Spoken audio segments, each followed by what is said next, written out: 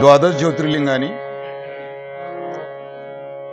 सौराष्ट्रे सोमनाथञ्च श्रीशैले मल्लिकार्जुनम् उज्जैन्यां महाकाल ओंकारममलेश्वरम् परल्यां वैद्यनाथञ्च राकिन्यां भीमाशङ्करम् सेतुबन्धे तु रामेशं नागेशं दारुकावने वाराणस्यां तु विश्वेशं त्र्यम्बकं गौतमीतटे हिमालये तु केदारं भुष्मेशं च शिवालये एतानि ज्योतिर्लिङ्गानि सायं प्रातः पठे नरः सप्तजन्मकृतं पापं स्मरणेन विनश्यति स्मरणेन विनश्यति स्मरणेन विनश्यति।